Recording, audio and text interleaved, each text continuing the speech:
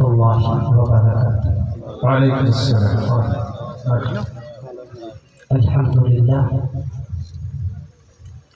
الحمد لله الأكرم الذي خلق الإنسان وكرمه وعلمه من البيان ما لم يعلم، فسبحان الذي لا يحصى امتنانه باللسان ولا بالقلم، ونشهد أن لا إله إلا الله وحده لا شريك له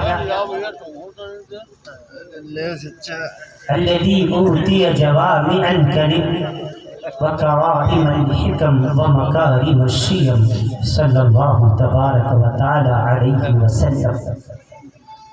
الله أكبر كبيرا،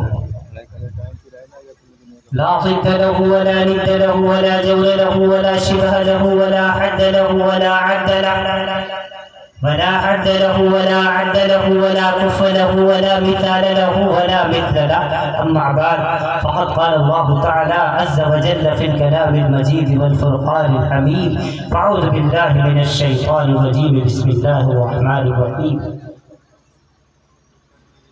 فاسألوا أهل الذكر إن كنتم لا تعلمون۔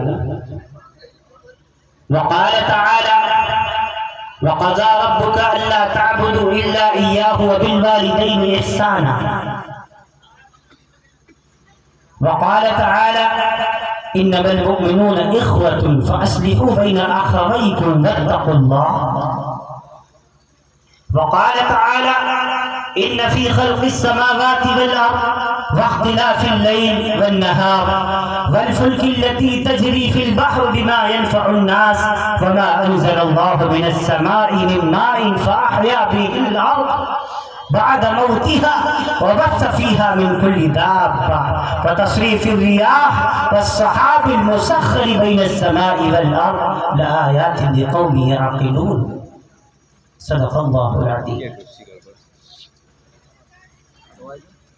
عن عبد الله بن مسعود رضي الله تعالى عنه قال قال رسول الله صلى الله تعالى عليه وسلم إن أكثر خطايا بني آدم في لساني، رواه أبو داود۔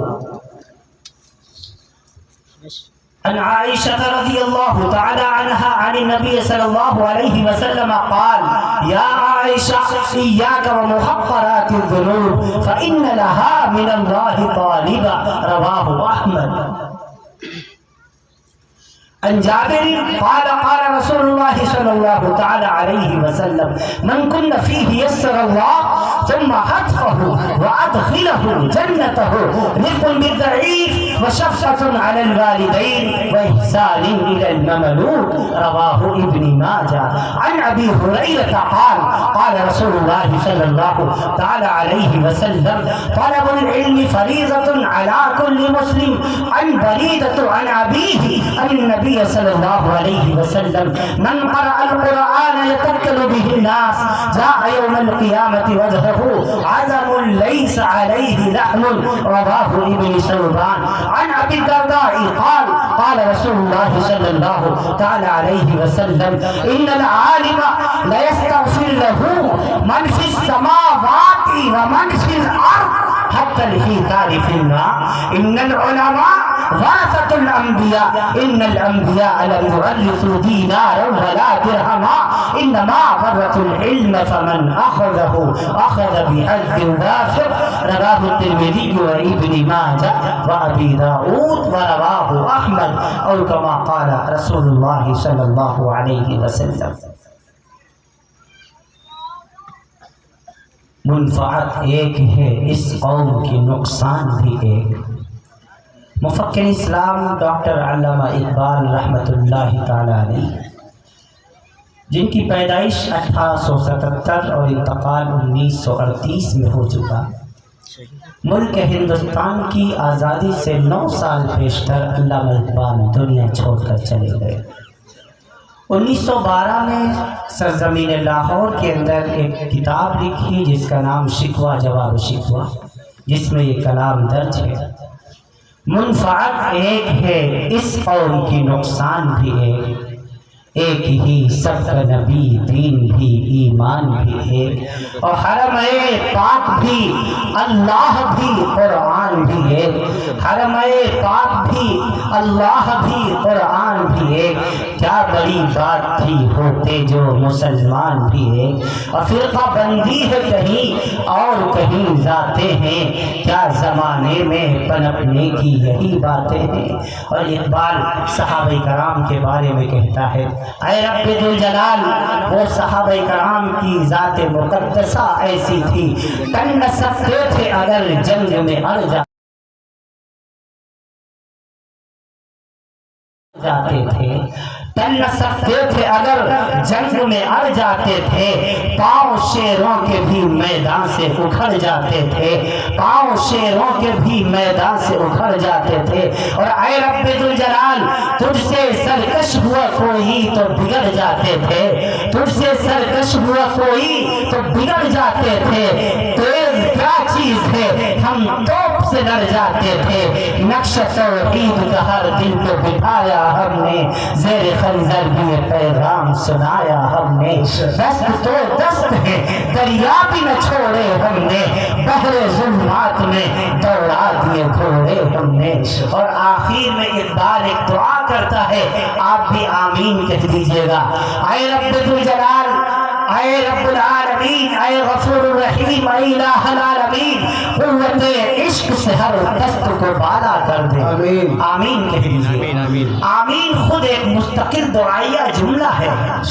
امام جلال الدین عبدالرحمن السیوطی نے ایک کتاب لکھی ہے جس کا نام ہے الحدائق فی اخبار الملائک۔ اس میں ایک روایت لے کر کے آئے ہیں کہ پیغمبر اسلام، نبی ذی احتشام، رسول بلند مقام، ساقی کوثر، شافع محشر، شافع روز جزا، امام الانبیاء احمد مصطفیٰ محمد مصطفیٰ صلی اللہ تعالی علیہ وسلم نے ارشاد فرمایا، جب رب ذوالجلال کے مومن بندے، رب ذوالجلال کی مومنہ بندیاں ملک ہندوستان، پاکستان، نخلستان، Azerbaijan, New Zealand, Scotland, Zimbabwe, دنیا کے 265 ممالک سے جب حج بیت اللہ کے لیے جاتے ہیں مکہ المکرمہ اور کعبے کا طواف کرتے ہیں، اور طواف کے درمیان میں دعا مانگتے ہیں، ربنا آتنا فی الدنیا حسنہ وفی الآخرۃ حسنہ وقنا عذاب النار،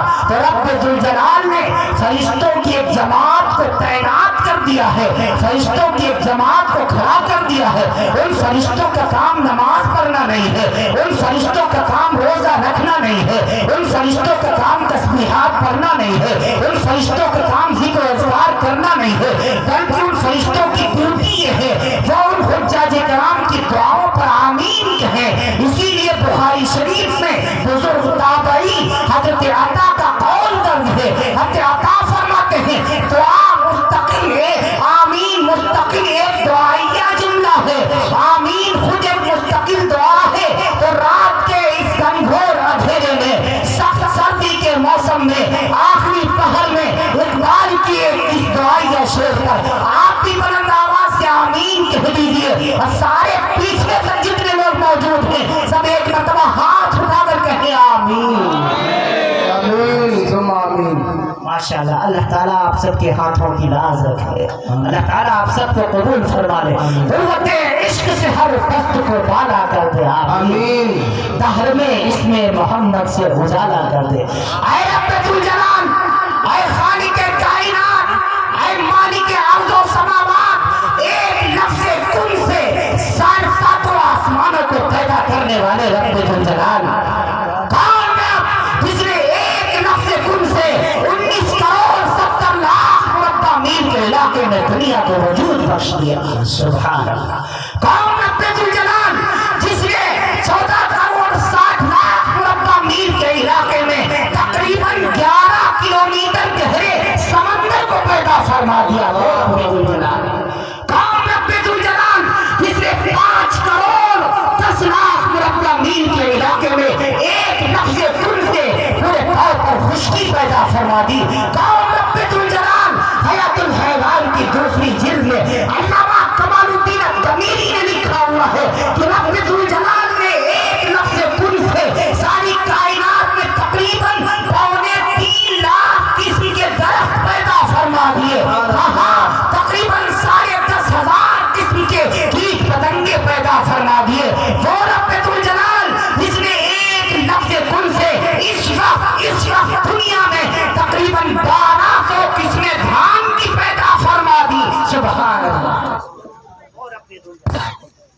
وہ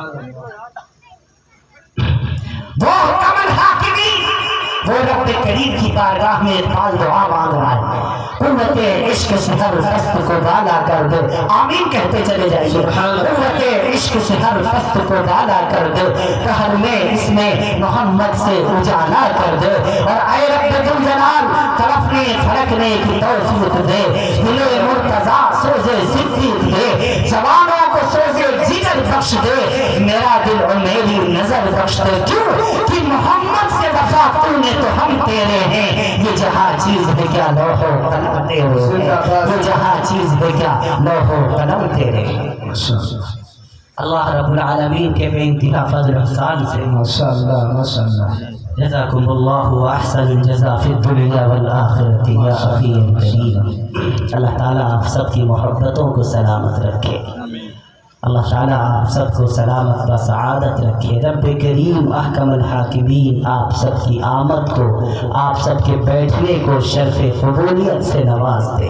کریم اللہ کی بارگاہ میں دل سے دعائیں نکلتی ہیں رات کے آخری پہر میں کہ رب کریم آپ سب کو خوب خوب اپنی شان کے مطابق اجر نصیب فرمائے۔ ماشاءاللہ اللہ رب العالمین آپ سب کی محبتوں کو قبول فرمائے۔ اس عظیم الشان اجلاس عام کے اولین داعی تو قاری محمد لقمان صلی اللہ تعالی تھے، جو اس وقت بستر علالت پر ہیں، جس کی وجہ سے نہیں آ پائے۔ ان کی ہارنیہ کا آپریشن ہوا ہے، آپ حضرات ان کے لیے دعا فرمائیں کہ کریم اللہ انہیں شفاء کاملہ عاجلہ مستمرہ شفاء دائمہ نصیب فرمائے۔ پھر جناب حافظ و قاری کوثر صاحب کی محبتیں اور عنایتیں اور احباب کے مخلصانہ دعوت پر یہاں حاضری عمل میں آئی۔ تاریخ کوئی خالی نہیں تھی، آرام کی تاریخ تھی۔ میں نے قاری صاحب سے کہا بھی تھا، مستقل کئی روز سے میں برابر بول رہا ہوں، بیمار بھی ہوں اور درجن بھر بیماریاں لیے ہوئے پھر رہا ہوں۔ ابھی آپ حضرات نے سنا بھی ہوگا 1.5 ماہ قبل بہت شدید بیماری میں مبتلا ہوا۔ ڈاکٹروں نے تو کہہ دیا تھا کہ تقریباً 3 ماہ تک آپ بستر سے نہیں اٹھیں گے۔ میں نے ڈاکٹر آفتاب صاحب سے کہا، جو سینئر اسپیشلسٹ تھے، میں نے کہا ڈاکٹر صاحب سارا ملک ہمارے لیے دعائیں کر رہا ہے، کروڑوں ماؤں کی جھولیاں پھیلی ہوئی ہیں، کروڑوں علماء کی جھولیاں پھیلی ہوئی ہیں، آپ دیکھنا 1 ماہ ہی میں اٹھ جاؤں گا۔ اور اللہ کا کرم ایسا ہوا، 20 دن کے بعد پھر سے میں مائک پر آ گیا، پھر سے وہی آواز۔ حالانکہ 1 ہفتے تک مجھے فون پر بھی بات نہیں کرنے دی گئی، اتنا زبردست انفیکشن پھیل رہا تھا، لیکن دعاؤں میں بڑا اثر ہوتا ہے۔ دعا خود ایک عبادت ہے، الدعاء مخ العبادہ، فرمایا دعا عبادتوں کا مغز ہے، عبادتوں کا سر ہے، دعاؤں میں بڑی طاقت ہوا کرتی ہے۔ آپ سب کی محبتوں اور دعاؤں کی طفیل آج پھر یہاں کھڑا ہو گیا آپ حضرات کے درمیان میں۔ میں نے کہا بھی تھا حافظ صاحب سے کہ مجھے بیمار آدمی ہوں، پہلا نمبر دے دیجئے گا اور مجھے 10 ساڑھے 10 تک چھٹی دے دیجئے گا، لیکن اتنی نوازش ہوئی، اتنا کرم کیا مجھ پر کہ ان کے کرم کو انشاءاللہ میں ہمیشہ یاد رکھوں گا۔ اللہ تعالیٰ آپ سب کی محبتوں کو قبول فرمائے۔ لیکن ایک چیز دیکھ کر میں حیران ہو گیا کہ بڑے مضبوط لوگ ہیں آپ، سخت سردی کا موسم ہے، رات کا آخری پہر پورے طور پر بیتنے کو ہے، ہماری بہنیں مائیں ہماری بچیاں بیٹیاں اتنی کثیر تعداد میں موجود ہیں، ہمارے بھائی بھی اپنے گھروں سے یہاں آئے ہوئے ہیں، نرم نرم بستروں کو چھوڑ کر، گرم گرم رضائی اور گدوں کو چھوڑ کر یہاں چٹائی پر بیٹھے ہوئے ہیں۔ یہ اس بات کی بیان دلیل ہے کہ آپ سب کے دل میں عشق نبوی ہے، عشق مصطفی ہے، آپ کے دلوں میں نبی کی محبت ہے، نبی کی عظمت ہے، علماء کرام کا وقار آپ کے دلوں میں ہے۔ دنیا کی کوئی طاقت رات کے سناٹے میں آپ کو گھر سے باہر نہیں نکال سکتی۔ یہ صرف رسول پاک کا عشق ہے، یہ صرف اسلام کی محبت ہے، یہ صرف ایمان کی حرارت ہے جو آپ کو اپنے گھروں سے یہاں پر بیٹھنے پر مجبور کیے ہوئے ہے۔ اسی کو شیخ الاسلام حضرت مولانا مفتی تقی عثمانی دامت برکاتہ العالیہ نے فرمایا کہ رب ذوالجلال اگر کسی کو ایسی مجلسوں میں بیٹھنے کی فقط توفیق عطا فرما دے تو ایسی توفیق مل جانا ہی یہ رب کی بہت بخشی ہے. آپ سب اس نعمت کی قدر کرتے ہیں. ہاں ہاں دل سے دعا نکلتی ہے, اے رب ذوالجلال, جس طریقے سے رات کے سناٹے میں, سردی کے موسم میں, پورے پاؤں پر کوہرے میں, پالے میں, جیسے ہمارے بھائی یہاں محبت سے بیٹھے ہوئے ہیں, اے کریم اللہ ہم سب کو جنت میں بھی ایک دوسرے کا ساتھ نصیب فرما دیجیے. نعرہ تکبیر, نعرہ تکبیر. حضرت مولانا مفتی سلمان صاحب زندہ باد, زندہ باد. ہمارے جناب حضرت مولوی محمد یعقوب صاحب چمپا گڑھی وہ بھی تشریف فرما ہے, باوجود بڑھاپے کے یہاں موجود ہیں. ابھی چند روز قبل ہم دونوں ایک ہی اسٹیج پر تھے. بہرحال اللہ رب العالمین آپ سب کو سلامت رکھے. جو اپنے گھروں سے سن رہے ہیں, اے کریم اللہ انہیں بھی محروم نہ چھوڑ, ان کو بھی پورے طور پر تو نوازتا رہے. تیرے کرم کی کوئی انتہا نہیں ہے, تیری نوازش کی کوئی انتہا نہیں ہے. سارا کا سارا اہل ایمان کا مجمع ہے, اہل اسلام کا جلسہ ہے, نبی سے محبت کرنے والوں کا جلسہ ہے. سب نے امام الانبیاء کے عشق میں اس جلسے کو سجایا ہے. جلسہ سیرت النبی, جلسہ اصلاح المعاشرہ کے نام سے اس جلسے کا انعقاد کیا گیا. آپ کا جلسہ ماشاءاللہ ویسے پہلے ہی کامیاب ہو چکا. بزرگ علماء کرام پورے طور پر آپ کے جلسے میں تشریف لا چکے. ان علماء کرام جن کی زیارت کرنا بھی ثواب, جن کو نوازنا بھی ثواب, جن سے مصافحہ کرنا بھی ثواب, جن کو دیکھنا بھی ثواب, جن کو دعوت کھلانا بھی ثواب, جن کو چائے پلانا بھی ثواب, جن کو محبت کی نگاہوں سے پورے طور پر دیکھ لینا بھی ثواب فرمایا گیا. رب ذوالجلال آپ سب کی محبتوں کو اپنی بارگاہ میں قبولیت کے لائق بنا. آمین. دل بڑا خوش ہوا. مجھے اندازہ نہیں تھا اتنی رات تک مجمع ڈٹا رہے گا, اتنی رات تک مجمع جمع رہے گا, لیکن اب دل مطمئن ہے انشاءاللہ العزیز. جب تک دعا نہیں ہو جائے گی آپ اٹھیں گے انشاءاللہ. آپ ارادہ کرتے ہیں انشاءاللہ. انشاءاللہ. کتنے لوگ اٹھ جائیں گے؟ پاؤں کھڑا کریں گے. نہیں اٹھیں گے, کوئی نہیں اٹھیں گے انشاءاللہ. ہاتھ اٹھیں گے, پیر نہیں بہت اٹھیں گے. جلد باز ہے. اس کا مطلب یہ ہے میں جھوم رہا ہوں, آپ گھوم رہے ہیں. ہوش میں ہو. جتنے لوگ اٹھ جائیں گے پاؤں کھڑا کریں. کوئی نہیں اٹھے گا ماشاءاللہ, بڑے مضبوط لوگ ہیں. ہاتھ بہت جلدی اٹھ جاتا ہے, پتہ نہیں. ایک جگہ میں نے بیان کیا, میں نے کہا جتنے جان نبی سب ہاتھ کھڑا کریں, سارے نے کھڑا کر دیا. میں نے ماشاءاللہ اعتراف تو کرتے ہو, ورنہ تو ہم کو تو آج تک صوفی ہی ملے ہیں, ولی ہی ملے ہیں کہ ہم سے بڑا جنتی کون. بعد میں ان کی سمجھ میں آیا کہ میں اپوزٹ بول رہا تھا. بہرحال اللہ تعالیٰ آپ سب کو قبول فرما لے. میں نے یہ باتیں اس وجہ سے تمہیداً عرض کی تاکہ آپ بیدار ہو جائیں, تاکہ میں آپ سے کچھ بات کر سکوں. عزیزوں, ہم سب کے دلوں میں نبی کا عشق ہونا ضروری ہے کہ نہیں؟ نبی کی محبت ہونی ضروری ہے کہ نہیں ہے؟ قرآن میں کہا تھا محمد سے محبت دین حق کی شرط اول ہے. اگر ہمارے دلوں میں نبی کا عشق نہیں ہے, اگر ہمارے قلوب میں امام الانبیاء کی محبت نہیں ہے, تو ہم سب کچھ ہو سکتے ہیں لیکن ہم صاحب ایمان نہیں ہو سکتے. صاحب ایمان ہونے کے لیے, مسلمان ہونے کے لیے ہمارا سینہ عشق نبوی سے پر ہو. میرے نبی نے کیا فرمایا؟ لا يؤمن احدكم حتى اكون احب اليه من والده وولده والناس اجمعين. تم میں سے اس وقت تک کوئی مسلمان نہیں ہو سکتا جب تک کہ اس کے نزدیک میری ذات. اور غور سے سننا, اس حدیث کی آج میں تشریح کرنے لگا ہوں. لا يؤمن احدكم حتى اكون احب اليه من والده وولده والناس اجمعين. ہماری مائیں بھی سنیں, ہماری بہنیں بھی سنیں, ہمارے بھائی بھی سنیں, ہماری چچا کے عمر کے لوگ بھی سنیں. نبی فرمانا کیا چاہتے ہیں, رسول عربی کہنا کیا چاہتے ہیں. میرے نبی پاک نے فرمایا, اے لوگوں, اے دنیا کے انسانوں, اپنے آپ کو میرا غلام کہنے والوں, اللہ کا دیوانہ کہنے والوں, نبی کا پروانہ کہنے والوں, جنت کا حقدار سمجھنے والوں, لا یؤمن, اس وقت تک کوئی مومن نہیں ہو سکتا, اس وقت تک کوئی کامل ایمان والا نہیں ہو سکتا جب تک کہ اس کے نزدیک میری ذات اس کے جان سے, اس کی مال سے, اس کی ماں سے, اس کے باپ سے, اس کے خاندان سے, اس کے دوستوں سے, اس کے گھر والوں سے زیادہ محبوب نہ ہو جائے. نبی نے کیوں فرمایا؟ کیونکہ कि मेरे नबी को मेरे रब ने बता दिया था एक दौर ऐसा आ जाएगा जिसको कुर्बे क़यामत कहते हैं। ऐसे दौर में पूरे तौर पर लोग बहाने बनाने लग जाएंगे, बाप की बात को मानेंगे, रसूल पाक की बात को ठुकराएंगे, अम्मा की बात को मानेंगे, नबी की बात को छोड़ेंगे, दोस्तों की बात को फॉलो करेंगे, लेकिन नबी की बात को ठुकराएंगे। मेरे नबी ने फरमाया नहीं नहीं नहीं, जब जमाना ऐसा आ जाए जब रसूल अरबी का फैसला दुनिया के फैसलों से टकराने लग जाए, एक तरफ रसूल पाक का फैसला हो, दूसरी तरफ तेरे बाप का फैसला हो, एक तरफ नबी पाक का फैसला हो, एक तरफ तेरे अपने आप का फैसला हो, एक तरफ रसूल अरबी का फैसला हो, दूसरी तरफ दुनिया के पीएम का फैसला हो, एक तरफ रसूल पाक का फैसला हो, दूसरी तरफ दुनिया के सीएम का फैसला हो। मेरे नबी फरमाते हैं अगर तू ईमान की सलामती चाहता है, अगर तू अपने ईमान को बचाना चाहता है, तो ऐसे नाजुक मौके पर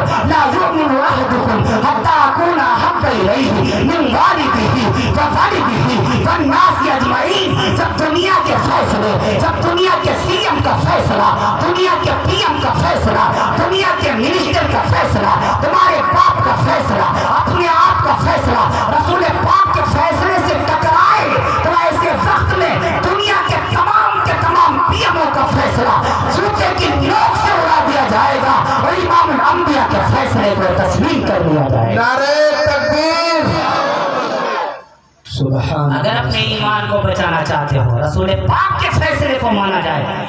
नबी पाक के फैसले के सामने किसी का फैसला नहीं चलेगा, रसूल अरबी की बात के सामने किसी की बात नहीं चलेगी। नबी ने कह दिया ला यदखुलुल जन्नत कत्ता, चुगलखोर जन्नत में नहीं जाएगा, बस काम खत्म।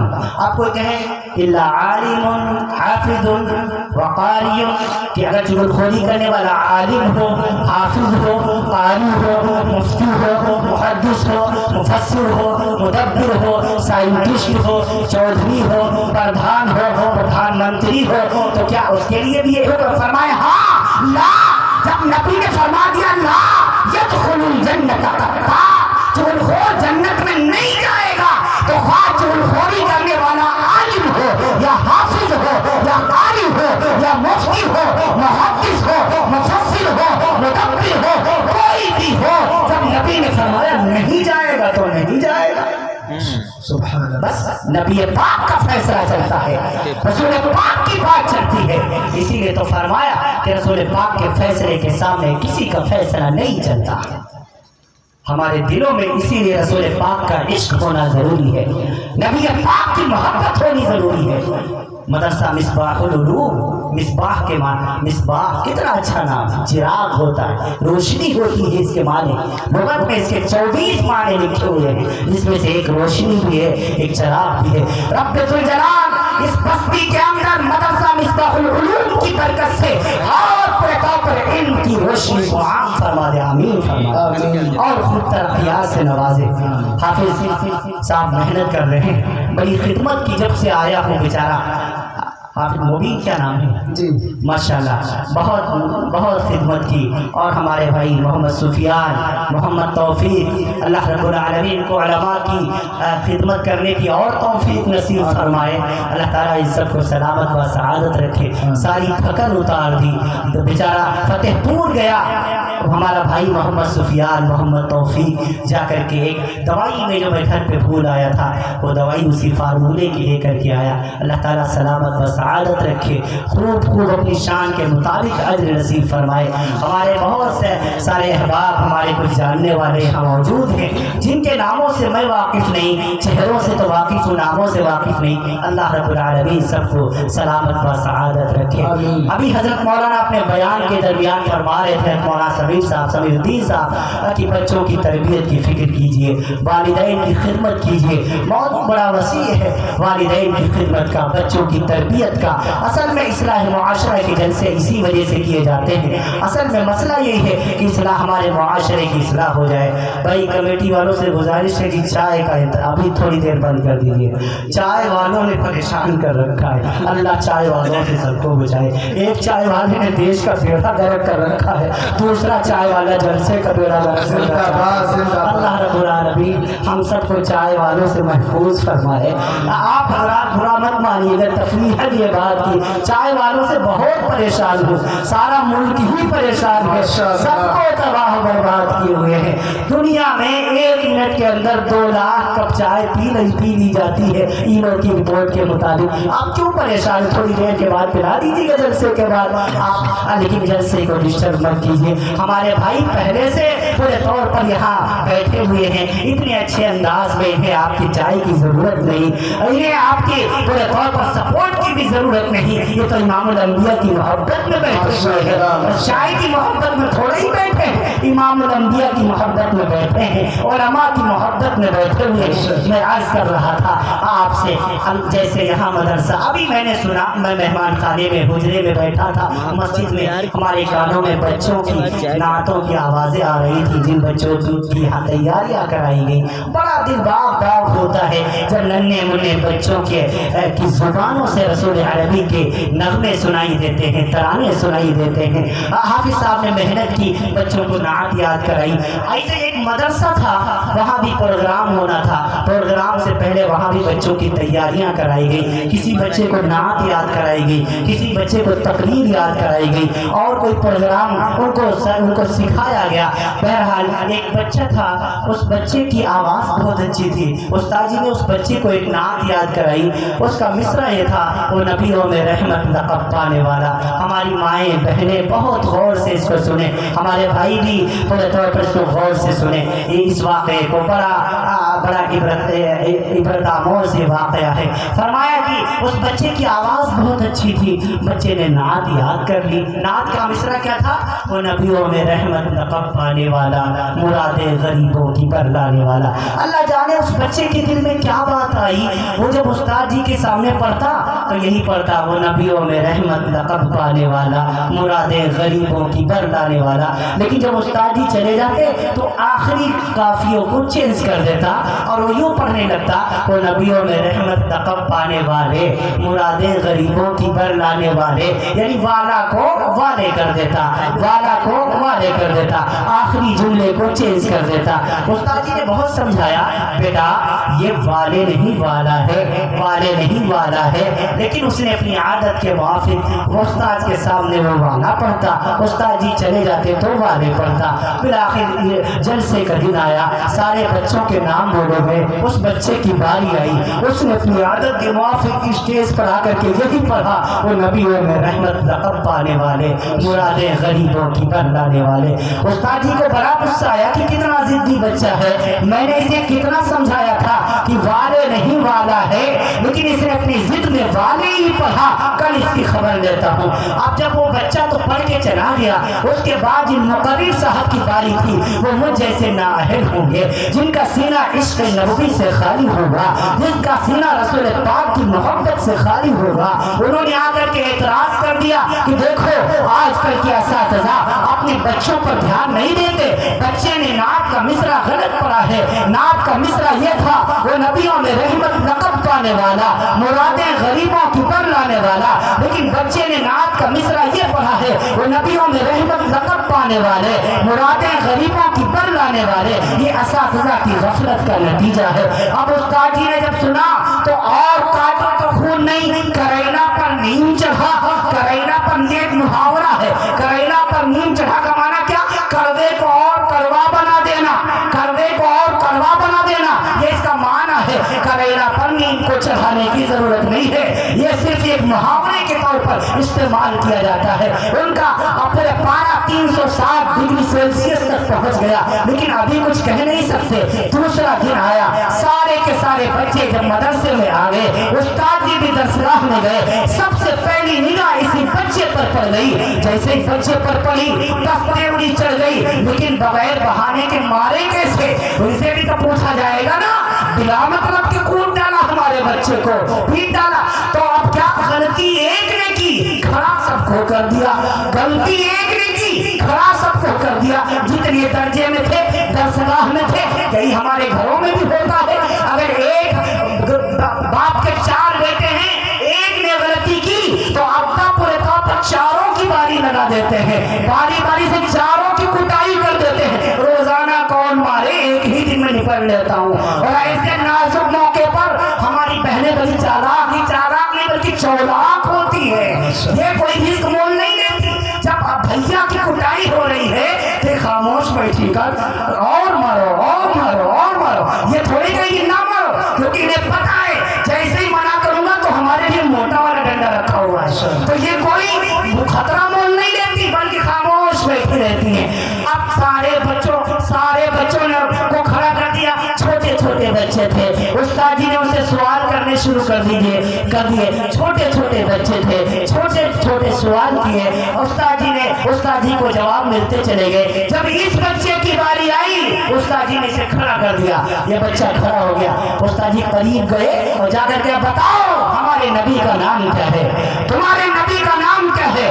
اب یہ بچہ کھڑا ہو جاتا ہے، ادب سے اپنے ہاتھوں کو باندھتا ہے، نظروں کو جھکاتا ہے لیکن لبوں کو نہیں ہلاتا ہے، زبان سے بولتا نہیں ہے۔ استاد جی نے پھر پوچھا بتاؤ ہمارے نبی کا نام کیا ہے، تمہارے نبی کا نام کیا ہے؟ یہ بچہ پھر خاموش رہا، بولا نہیں۔ استاد جی قریب آئے، کھینچ کے تھپڑ مار دیا اور کہا تجھے تو کتنا ضدی بچہ ہے، کل کتنا سمجھایا تھا کہ والے نہیں والا ہے، اصل مدعی یہی تھا، اصل مطلب یہی تھا، گھرے بیٹھے اسی لیے تھے، وہ تو بہانہ تو سوال کا وہ تو بیکار کا تھا، اصل معاملہ ہی تھا۔ کہنے لگے بتا تو کتنا ضدی بچہ ہے، کتنا سمجھایا تھا کہ والے نہیں والا ہے، تو نے ضد میں والے ہی پڑا، ہماری انشاءت کرا دی، بے عزتی کرا دی، ہم کو لوگوں کے سامنے رسوا کیا، اب تو نبی کا نام نہیں بتاتا ہے۔ بچے کو مارتے چلے گئے، بچہ مار کھاتا چلا گیا، آنسو بہا لیے، ہاں رو لیا لیکن زبان نہ ہلائی۔ استاد جی بڑے حیران پریشان، اتنے میں انٹرول ہو گیا، بیل بجی، گھنٹی بجی، سارے بچے چلے گئے۔ یا استاد جی اس بچے سے کہنے لگے میں ابھی تو تجھے چھٹی دیتا ہوں لیکن جیسے ہی ہاف ٹائم کے بعد تو آئے گا سب سے پہلے میں تجھی سے پوچھوں گا، اگر تو نے نبی کا نام نہیں بتایا تو چھڑی رکھی ہے تیری کھال کھینچ دوں گا۔ وہ بچہ تھوڑی دیر کھڑا روتا رہا، اس کے بعد گیا، جا کر کے منہ ہاتھ دھوئے، ٹہل کے ادھر ادھر ٹہلا، اتنے میں پھر سے گھنٹی بجی، سارے بچے آ گئے، یہ بچہ بھی آ گیا۔ استاد جی درسگاہ میں آئے، اسی بچے کو کھڑا کر دیا اور کہنے لگے بتاؤ ہمارے نبی کا نام کیا ہے، تمہارے نبی کا نام کیا ہے؟ اس بار بچہ ادب سے کھڑا ہوتا ہے، اپنی آنکھوں کو جھکاتا ہے، نظروں کو نیچی کرتا ہے، گھبرائی ہوئی آواز میں کہتا ہے استاد جی ہمارے نبی کا نام پیغمبر اسلام، نبی ذی احتشام، رسول بلند مقام، ساقی کوثر، شافع محشر، شافع روز جزا، امام الانبیاء، احمد مصطفیٰ، محمد مصطفیٰ، سب کا ہو صلی اللہ علیہ وسلم ہے۔ اور اتنا کہتے کہتے اس بچے کی آنکھوں سے موتیوں کی لڑی ٹپکنے لگی، یہ بچہ اشکبار ہو گیا، یہ بچہ رونے لگ گیا۔ استاد جی بچے کے قریب آئے، بیٹا تو نے جواب صحیح دیا ہے، تو رو کیوں رہا ہے؟ تیرا جواب غلط نہیں ہے، تو کیوں رو رہا ہے؟ بتا تو صحیح، تو نے ہاف ٹائم سے پہلے کیوں نہیں بتایا تھا؟ کیا تجھے ہاف ٹائم سے پہلے نبی کا نام یاد نہیں تھا؟ وہ بچہ روتے روتے کہنے لگا استاد جی مجھے معاف کر دیجیے گا، میری امی جان اللہ کو پیاری ہو چکی ہے، میری ماں اس دنیا میں نہیں ہے، جب میری ماں زندہ تھی میرے نبی سے بہت محبت کیا کرتی تھی، میرے نبی سے بڑا عشق کیا کرتی تھی، جب میری ماں زندہ تھی ایک دن اس نے اپنی گودی میں اٹھا کر مجھے بڑے پیار سے کہا تھا اے میرے بیٹے جب سے میں نے ہوش سنبھالا ہے میں نے نبی کا نام بغیر وضو کے کبھی نہیں لیا ہے، اے میرے بیٹے اگر تجھ سے بھی ہو سکے تو نبی کا نام بغیر وضو کے کبھی نہیں لینا۔ استاد جی جو آپ نے مجھ سے ہاف ٹائم سے پہلے پوچھا تھا مجھے نبی کا نام تو یاد تھا لیکن اس وقت میرا وضو نہیں تھا، میرے ننھے سے دماغ میں آیا آپ مجھے ماریں گے مار کھا لوں گا، بھگائیں گے بھاگ جاؤں گا، ڈانٹیں گے ڈانٹ کھا لوں گا لیکن بغیر وضو کے میں نبی کا نام نہیں لوں گا۔ استاد جی آپ نے انٹرول کر دیا، چھٹی دے دی، اب میں وضو کر کے آ گیا ہوں، نبی کا نام بتا دیا ہے۔ استاد جی رونے لگے، کہا اچھا بیٹا یہ تو بتا تو نے وہ نعت کا مصرع کیوں چینج کر دیا تھا، والا کو وانے کیوں کر دیا تھا؟ بچہ پھر رونے لگ گیا، استاد جی مجھے معاف کر دیجیے گا، میری امی بھی نہیں ہے، میرے ابو بھی نہیں ہے، میرے ابو بھی اللہ کے اوپر پیارے ہو چکے ہیں، جیسے میری ماں میرے نبی سے محبت کیا کرتی تھی ایسے ہی میرے باپ बाप भी मेरे नबी से बहुत मोहब्बत किया करते थे। जब मेरे अब्बू जिंदा थे, एक दिन उन्होंने मुझे गोदी में बिठाकर बड़े प्यार से कहा था, आए मेरे बेटे, नबी की शान में जर्रा बराबर बेदबी न करना, अदना दर्जे की गुस्ताखी न करना। आपने जो मुझे नात लिख के दी थी उसमें था वो नबियों में रहमत नकब पाने वाला। मेरे नन्हे से दिमाग में आया, मेरे नबी इतने ऊंचे मकाम वाले, इतने बुलंद मर्तबे वाले, इतनी बड़ी शान वाले, मैंने वाला कहूँ, मुझे बेदबी लगी, इसीलिए मैंने वाला को वाले कर दिया ताकि अदब के दायरे में आ जाए। उस्ताद जी मुझे माफ कर दीजिएगा, मेरी वजह से आपकी रुसवाई हुई है, मेरी वजह से आपकी इंसल्ट हुई है, मेरी वजह से आपकी बेइज्जती हुई है। उस्ताद जी रोने लगे, बच्चे को सीने से लगाया, कहा बेटे गलती तेरी नहीं है, गलती मेरी है, मैंने समझा ही नहीं नबी से इश्क कैसे किया जाता है, इमाम अल-अंबिया की मोहब्बत का हक अदा कैसे किया जाता है। नारे तकबीर, नारे तकबीर। उलमाए किराम, मदरसा मिसबाहुल उलूम रसूलपुर जिंदाबाद। मुसलमानों, कहाँ चली गई वो माएं जो अपने बच्चों को ये सिखाया करती थी, आए मेरे बच्चों बगैर वजू के नबी का नाम कभी नहीं लेना। कहाँ चले गए वो वाली जो अपने बच्चों को ये समझाया करते थे, आए मेरे बच्चों बगैर नबी की शान में जर्रा बराबर गुस्ताखी न करना। सारे माशरे को आग लगी हुई है, एक 5 साल के बच्चे से लेकर के एक 80 साल के बुढ़े तक माशरे का हर समाज का हर तबके का इंसान बिगड़ा हुआ है।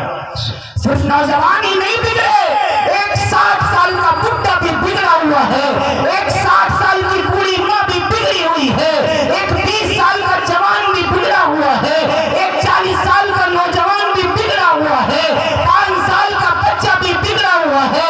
छोटे छोटे बच्चों के हाथों में मोबाइल आ गए, अब तो हदिया हो गई। हमारी बहनों ने, हमारी माओ ने अपने बच्चों को खामोश कराने के लिए मोबाइल का इस्तेमाल शुरू कर दिया।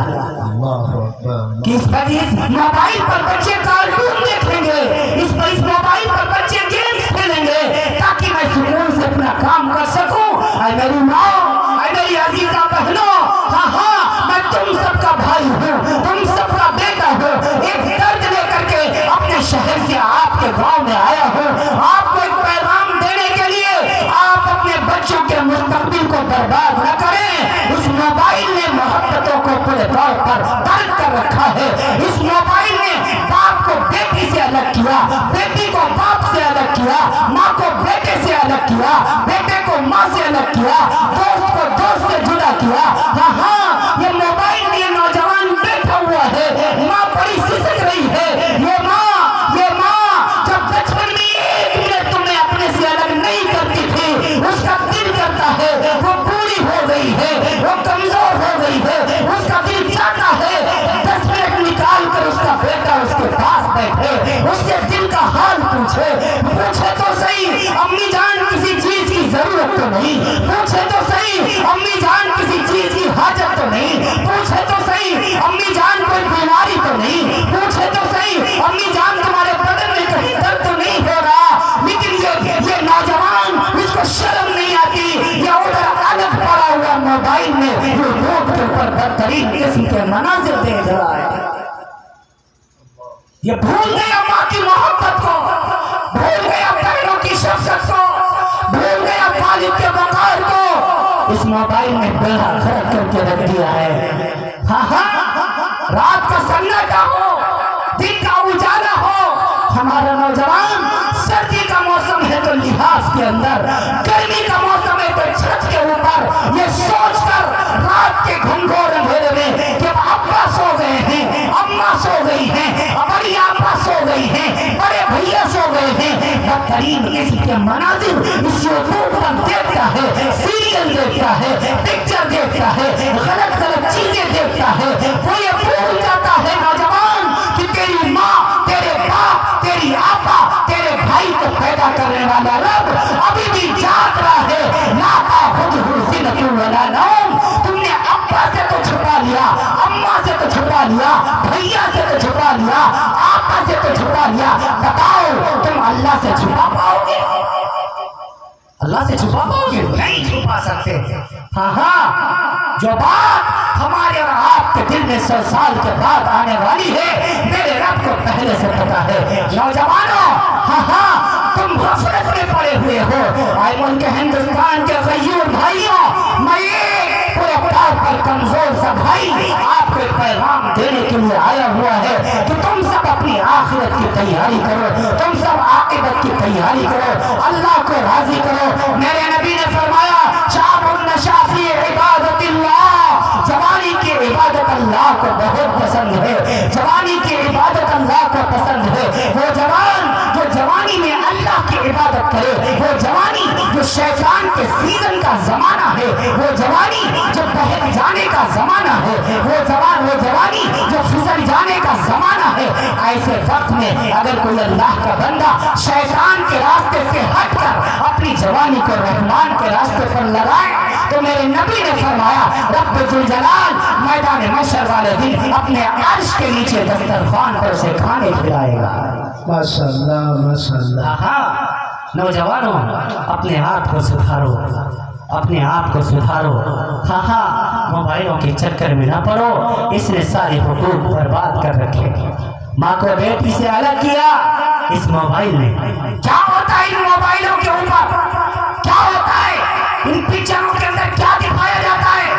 میں نے الحمدللہ تم الحمدللہ کبھی پکچر نہیں دیکھی اتنی عمر میں, پڑھا ہے اس کے بارے میں بہت پڑھا. حضرت مولانا نذر الحفیظ ندوی دامت برکاتہ رحمۃ اللہ تعالی علیہ انتقال ہوا حال میں ایک کتاب لکھی اوستا ڈیویشن, جس میں انہوں نے باقاعدہ اس بات کا خلاصہ کیا کہ پکچریں بنتی کیسے ہیں, یہ سیریز بنتے کیسے ہیں, کون سا فیبریکیشن مائنڈ ان کے پیچھے کام کر رہا ہے, کون سی پلاننگ کام کر رہی ہے, اس میں کیا بتایا جاتا ہے, کیا سکھایا جاتا ہے. حضرت نذر الحفیظ ندوی رحمۃ اللہ علیہ اپنی کتاب میں لکھتے ہیں ان فلموں کے ذریعے سے درشایا جاتا ہے, ان فلموں کے ذریعے سے دکھایا جاتا ہے دوسری کی بیٹی کو کڈنیپ کیسے کیا جائے گا, دوسرے کا مرڈر کیسے کیا جائے گا, اس کو ماں سے الگ کیسے کیا جائے گا, اسے جنگلوں میں لے جا کر کے اس کا قتل کیسے کیا جائے گا, پھر اس لاش کو کیسے چھپایا جائے گا, پھر اپنے گناہ پر کیسے پردے ڈالے جائیں گے. یہ سارا کا سارا ان سیریلوں میں دکھایا جا رہا ہے,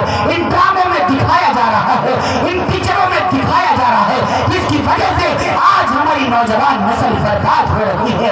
ان پکچروں میں ماں سے محبت کرنا نہیں, ماں کے ساتھ بغاوت کرنا سکھایا جاتا ہے, باپ کے ساتھ شفقت نہیں, باپ کے ساتھ پورے طور پر بغاوت کرنا سکھایا جاتا ہے. بہنوں کی عزتوں کو بھی لوٹنا ان پکچروں کے اندر, سیریلوں کے اندر بتایا جاتا ہے. اے نوجوانوں اپنی جوانیوں پر رحم کرو, اپنی آنکھوں پر رحم کرو, اپنے آپ پر رحم کرو. ان پکچروں سے اپنے آپ کو بچاؤ, ان سیریلوں سے اپنے آپ کو بچاؤ. اے میری عزیزہ بہنوں, آپ سیریلوں کے چکر میں مت پڑیے, آپ ڈراموں کے چکر میں مت پڑیے. آپ سیدہ فاطمہ کا کیریکٹر دیکھیے, سیدہ زینب کا کیریکٹر دیکھیے, سیدہ رقیہ کا طریقہ دیکھیے, ام کلثوم کا طریقہ دیکھیے, عمار ابن یاسر کا طریقہ دیکھیے, حضرت سمیرہ کا طریقہ دیکھیے, حضرت رقیہ کا طریقہ دیکھیے, حضرت حفصہ کا طریقہ دیکھیے, حضرت سودا کا طریقہ دیکھیے, حضرت جویریہ کا طریقہ دیکھیے, ام حبیبہ کا طریقہ دیکھیے, حضرت سلمہ کا طریقہ دیکھیے, حضرت ماریہ قبطیہ کا طریقہ دیکھیے. حضرت سمیہ جس نے اسلام کی خاطر سب سے پہلی قربانی پیش کی, تو عمار ابن یاسر کی والدہ آج سے 1493 سال پہلے جس کے ٹکڑے کر دیے ابو جہل نے, لیکن اس نے کلمے کا انکار نہ کیا, اس نے کلمے کا سودا نہ کیا. لکھا تاریخ طبری نے, لکھا تاریخ جرجان نے, لکھا تاریخ ابن ہشام نے, امام محمد بن سعد رحمۃ اللہ علیہ 1211 سال پہلے اپنی کتاب طبقات ابن سعد کی 4تھی جلد کے صفحہ 56 سے لے کر کے 67 تک اس واقعے کا تذکرہ کیا ہے. وہ 80 سال کی بوڑھی سمیہ, وہ 80 سال کی بوڑھی سمیہ جس کے سر کے بال بھی سفید ہو گئے, جس کی شرمگاہ میں بچھا مارا گیا, جس کے ٹانگوں کو 2 گھوڑوں پر باندھ دیا گیا, ایک گھوڑے کو ادھر دوڑا دیا گیا, دوسرے گھوڑے کو ادھر دوڑا دیا دیا گیا، لیکن سمیہ نے کرنے کا انکار نہیں کیا، جامِ شہادت نوش کر کے سیدھا جنت الفردوس چلی گئی، لیکن اپنے ایمان کا سودا نہیں تھا۔ نعرہ تکبیر، نعرہ تکبیر، حضرت مولانا مفتی سلمان صاحب زندہ باد، زندہ باد۔ میں عرض کر رہا تھا آپ سے، اے میری بہنوں، اے میری ماں، آپ بھی اپنے کیریکٹر کو عمدہ کیجئے، آپ بھی اپنے کردار کو پاک دامن بنائیے۔ ہاں ہاں، آپ کا زیور کان کا بندہ نہیں ہے، آپ کا زیور گلے کا ہار نہیں ہے، آپ کا زیور پیروں کی پائل نہیں ہے، آپ کا زیور ہاتھ کا پھول نہیں ہے، آپ کا زیور ماتھے کا جھومر نہیں ہے، آپ کا زیور شرم اور حیا ہے۔ اس عورت کے اندر شرم و حیا نہیں، وہ عورت گلی کی کتیا سے بھی بدتر ہے۔ زندہ باد، زندہ باد۔ ہاں ہاں، یہ میں نہیں کہتا، اللہ تعالیٰ قرآن کریم میں اعلان فرماتا ہے، اللہ تعالیٰ نے قرآن کریم میں اعلان فرماتا ہے، اے عورتوں، اے امت کی ماؤں، اے امت کی بہنوں، اپنے دامن کو پاک رکھو۔ جب تمہارے دامن پاک تھے تب تمہاری گودی میں سیدنا عبد القادر جیلانی نے تمہارے پیٹ پر جگہ دیا۔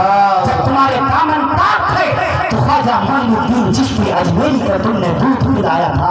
ہاں ہاں، جب تمہارے دامن پاک تھے، جب تمہارا کیریکٹر صاف تھا، جب تمہارا سماج کے اندر کوئی طور پر کوئی گندا ریکارڈ نہیں تھا، رب ذوالجلال نے تمہاری اس کوکھ سے بہاؤ الحق زکریا ملتانی کو پیدا کیا۔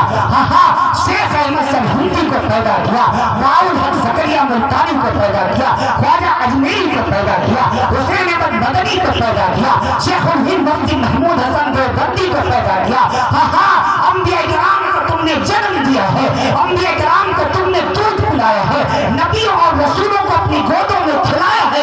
اے میری ماؤں، اے میری بہنوں، اپنے وقار کو ملحوظ خاطر رکھو، اپنی عزت کی حفاظت خود کرو۔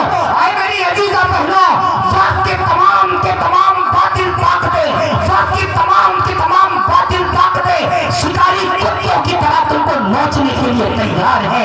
وقت کے بھیڑیوں سے اگر آپ کو بچانا ہے اپنے آپ کو، وقت کے غریبوں سے اگر بچانا چاہتی ہو اپنے آپ کو، تو اپنے کیریکٹر کو، اپنے کردار کو، اپنے دامن کو پاک رکھو، بغیر اپنی ماں کی اجازت کے، بغیر اپنے باپ کی اجازت کے، بغیر اپنے بھائی کی اجازت کے اپنے گھروں سے باہر نہ نکلا کرو، ورنہ سماج کے کتے تمہارے جسم کو نوچنے کے لیے تیار کھڑے ہوئے۔ اللہ اکبر۔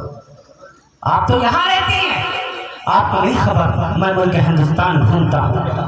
اللہ کا شکر ہے، رب ذوالجلال نے ملک ہندوستان کے 25 صوبوں میں سے کوئی ایسا صوبہ نہیں جہاں مجھے بار بار جانے کا موقع نہ عطا فرمایا۔ رب ذوالجلال، یہ میں تحریک نعمت کے طور پر میں کہتا ہوں، رب ذوالجلال نے بیرون ممالک کا بھی سفر کرایا، ملک شام ایک ہفتے تک رہا، انگلینڈ رب ذوالجلال نے 15 دن تک رہنے کی توفیق عطا فرمائی۔ ہاں ہاں، ملک شام، اور پھر وہ اس کا شہر دمشق، وہ جامع مسجد جس کے منارے پر سیدنا عیسیٰ روح اللہ روز قیامت میں دجال کو ختم کرنے کے لیے اتریں گے، اس منارے کو یہ گنہگار آنکھوں نے اپنی آنکھوں سے دیکھا ہوا۔ زندہ باد، زندہ باد، ماشاءاللہ۔ یہ رب ذوالجلال کی بہت بڑی نعمت ہے۔ میری عمر تو زیادہ نہیں، 27 ہو چکی، 27 سال کا ہو چکا ہوں الحمدللہ، 27 سال کا ہو چکا ہوں۔ ہاں، میں سب سے چھوٹا ہوں۔ 27 سال کی عمر میں تو مفتی کا سرٹیفکیٹ نہیں ملتا، الحمدللہ۔ 17 تو 19 سال کی عمر میں اللہ تعالیٰ نے مجھے مفتی بنا دیا تھا۔ اللہ رب العالمین نے اس عمر میں اتنا سب کچھ دکھا دیا۔ میری عمر تو زیادہ نہیں ہے، لیکن سفر میں نے بہت کیا ہوا ہے، اور عمر سے اور سفر زیادہ کرنے سے تجربہ بڑھتا ہے۔ تو میں نے اپنی ان سفر کے تجربوں میں ایک بات کا تجربہ کیا ہے جو میں آپ سے شیئر کرنا چاہتا ہوں، وہ یہ ہے، دشمن ہمیشہ تمہیں نقصان پہنچانے کی فکر کرے گا۔ بات میری سمجھ میں آ رہی ہے؟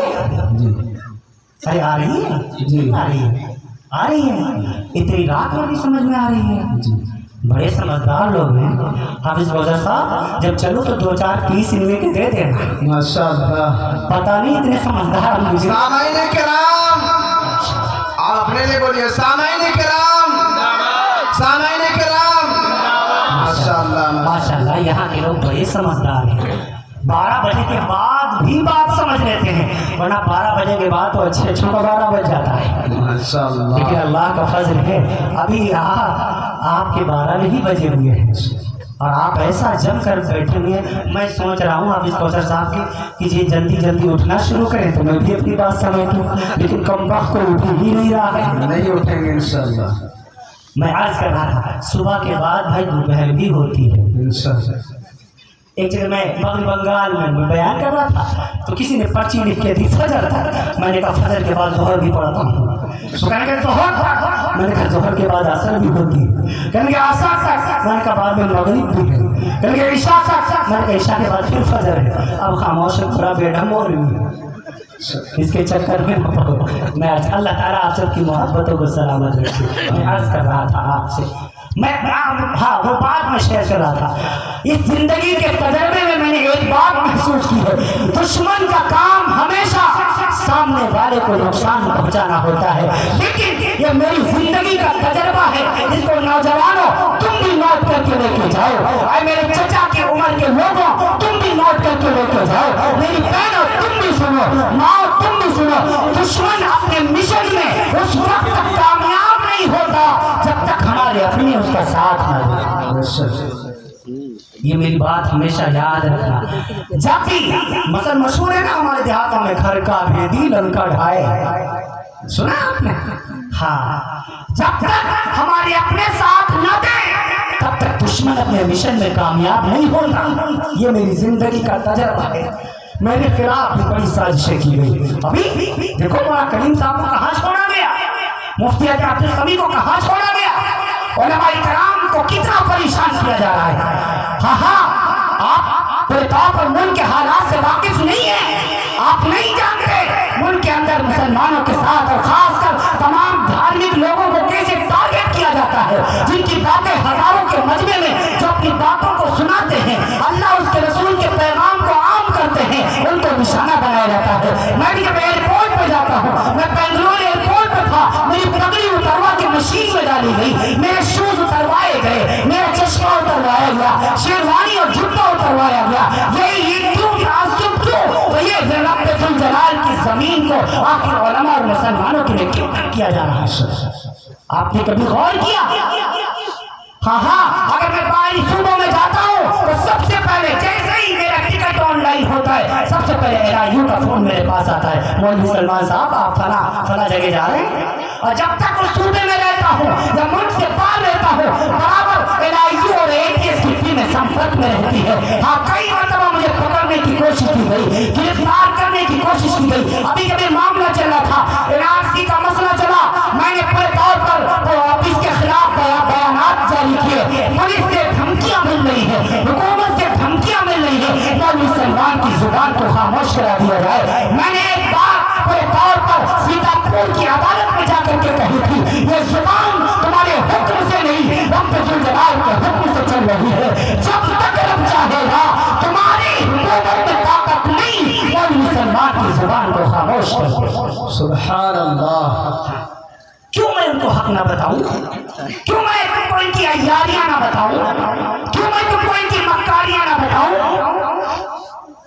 صرف نماز اور روزے کے مسائل بیان کرنا یہی علماء کرام کی ذمہ داری نہیں ہے. وقت کی تمام باطل طاقتوں کے باطل منصوبوں سے پردہ اٹھانا یہ علماء اسلام کی ذمہ داری ہے. علماء کرام حضرت مولانا مفتی سلمان صاحب لکھنؤ پوری زندہ باد زندہ باد. صرف نماز روزے کے مسائل بتانا ہی نہیں علماء کی ذمہ داری نہیں، وقت کی تمام باطل طاقتوں کے باطل منصوبوں سے پردہ اٹھانا یہ علماء اسلام کی ذمہ داری اور علماء حق کی ذمہ داری ہے. رب ذوالجلال پوچھے گا مجھ سے میدان محشر میں، بتا صحیح تیرے موجود ہوتے ہوئے ہم بات لوگوں تک کیوں نہیں پہنچی؟ مسلمانوں میں عرض کر رہا تھا آپ سے، ہم سب ڈرنے کی ضرورت نہیں ہے، گھبرانے کی بھی ضرورت نہیں ہے. اس ملک کے ہم 22 شہری تھے ہیں اور انشاءاللہ ہم کسی کے رحم و کرم پر اس ملک میں نہیں رہ رہے ہیں. میں نے لکھنؤ کے شہر امین آباد کے خطاب میں کہا تھا، ہم کو ملک سے نکالنے کا خواب دیکھنے والوں، ہم تمہارے رحم و کرم پر اس ملک میں نہیں رہ رہے ہیں. ہاں ہم تو اس دور سے اس ملک میں رہ رہے ہیں جب یہاں کوئی رام کو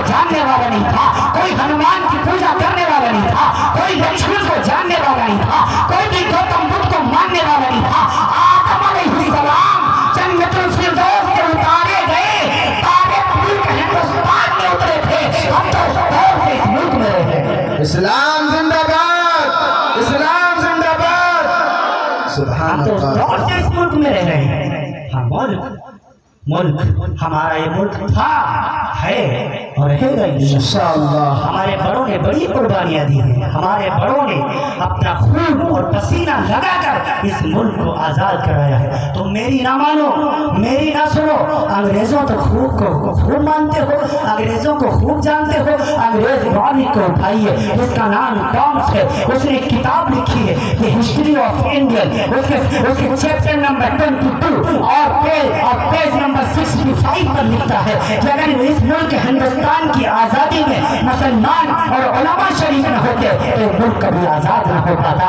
کام سے لکھتا ہے 1857 سے لے کر کے 1947 تک کم و بیش 4 لاکھ علماء کرام کو پھانسی کے تختے پر لٹکایا گیا تھا۔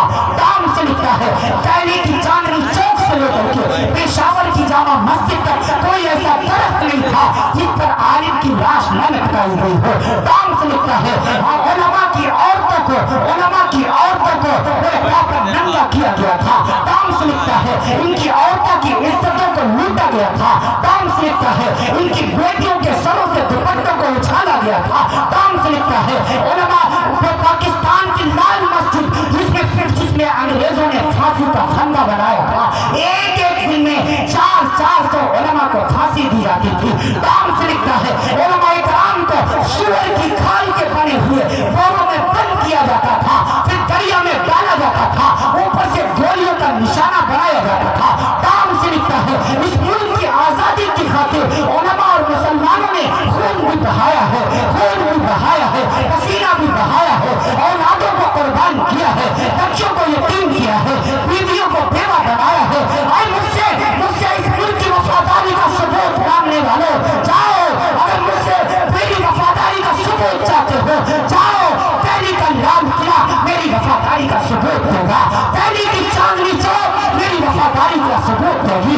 جاؤ دریائے دجلہ، دریائے گنگا، دریائے پورے پاؤں پر جمنا اور دریائے کراسی ہمارے پورے پاؤں پر شہادت کی گواہی دے۔ جاؤ 1789 کے اندر پورے پاؤں پر بنگال کے اندر پلاسی کا میدان جس میں سب سے پہلی جنگ آزادی 1789 کو لڑی گئی، علامہ سراج الدولہ رحمۃ اللہ علیہ آئے میدان جنگ میں شہید کر دیے گئے۔ جاؤ وہ پلاسی کا میدان ہماری وفاداری کا ثبوت ہوگا۔ دہلی کا قطب مینار اور آگرے کا لال قلعہ ہماری وفاداری کا ثبوت ہوگا۔ جاؤ گنگا اور ستلج کے اس رنگین پانی سے دیکھو جس کے پانی کو مسلمانوں کے خون سے لال کر دیا گیا تھا۔ کیا یہ سب میری وفاداری کا ثبوت دیں گے؟ ہم سے وفاداری کا ثبوت مانگنے والوں تم کون ہوتے ہو؟ ہم سے ملک کی وفاداری کا ثبوت مانگنے والے، ہم اس ملک کے وفادار ہیں اور رہیں گے، تمہارے پہکاوے میں ہرگز نہیں آئیں گے۔ اس ملک کے اندر محبت کے ساتھ رہیں گے، ہندو بھائیوں کے ساتھ، سکھ بھائیوں کے ساتھ، چائنیز بھائیوں کے ساتھ، بدھسٹ بھائیوں کے ساتھ، کمیونسٹ بھائیوں کے ساتھ، پچھلی ذات والوں کے ساتھ، تمام اپنے بھائیوں کے ساتھ محبت کے ساتھ رہیں گے۔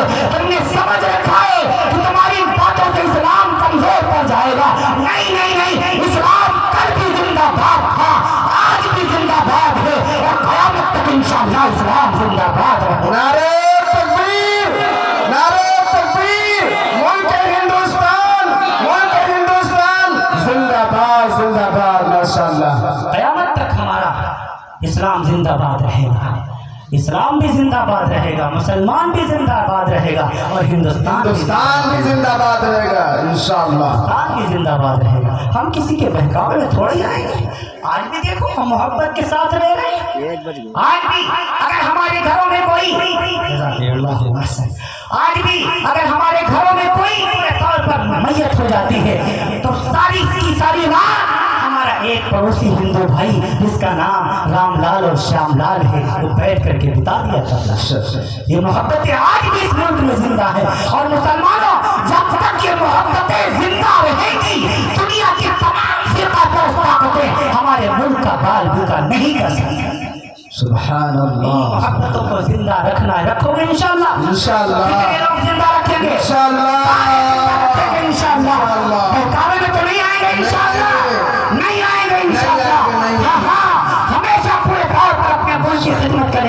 انشاءاللہ. ہاں رب ذوالجلال نے ہمارے ملک کو بڑی وسعت عطا فرمائی ہے. 32,87,782 کلومیٹر میں پھیلا ہمارا ملک ہے ہندوستان. یہ صوبے سے سبحان اللہ. آپ کو ہندوستان کی لمبائی چوڑائی معلوم؟ ہم سے پوچھتے ہو دیش سے محبت کرے.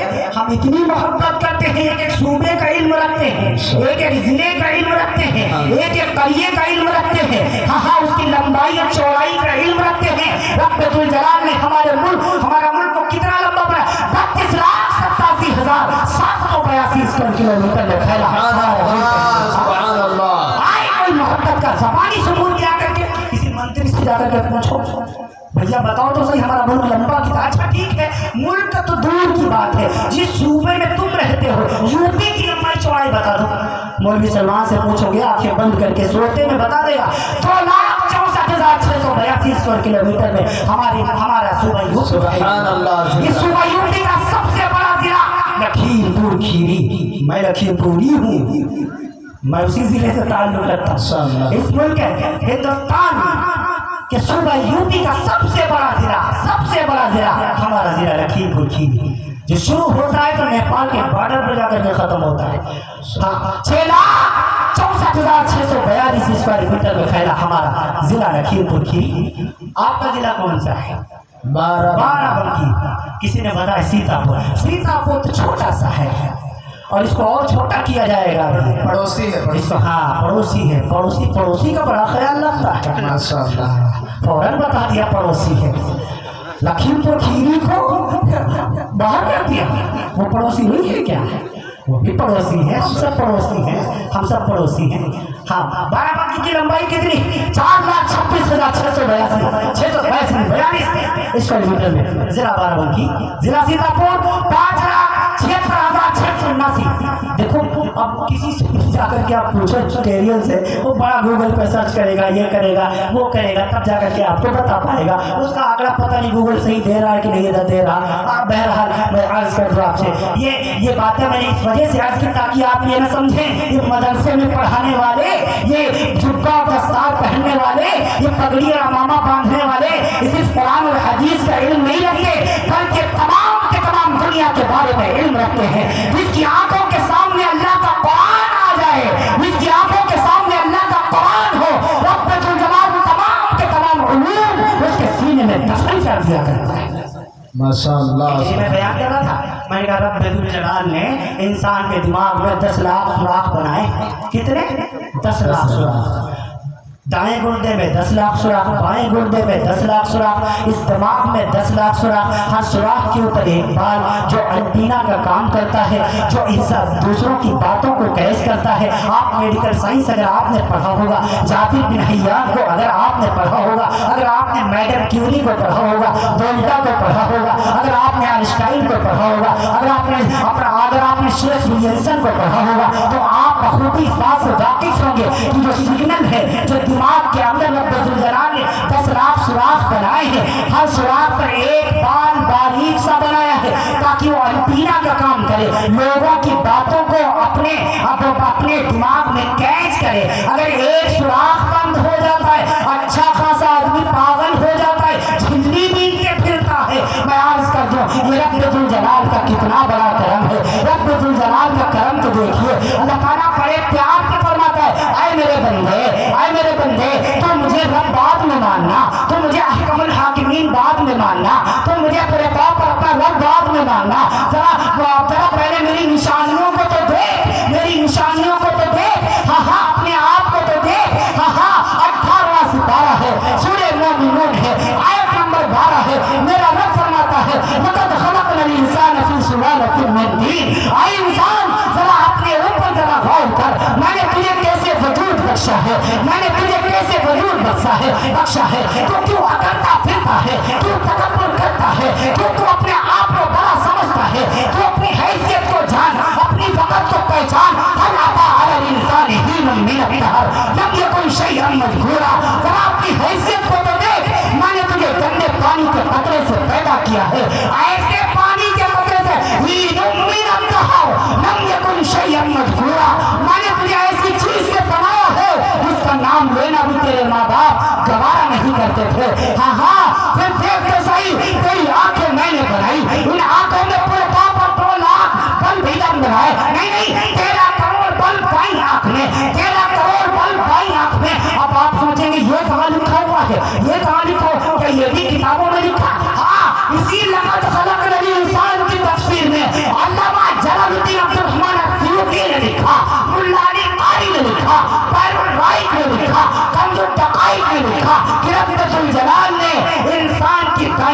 میں 13 کروڑ بلب لگائے ہیں، بائیں آنکھ میں 13 کروڑ بلب لگائے ہیں، دائیں گردے میں 10 لاکھ سوراخ بنائے ہیں، بائیں گردے میں 10 لاکھ سوراخ بنائے ہیں، 206 ہڈیوں پر اس کا وجود بنایا ہے، 360 جوڑ اس کے بدن میں رکھے ہیں۔ ایک ایک جوڑ سے پوچھ لے، ایک ایک جوڑ سے پوچھ لے تجھے پیدا کرنے والا کون ہے، ایک ایک جوڑ پکار کے کہے گا ذالکم اللہ ربکم الحق وما بعد الحق الا الضلال فانا تصرفون فانا تصرفون۔ ایک ایک بال کو بنانے والا رب ذوالجلال ہے۔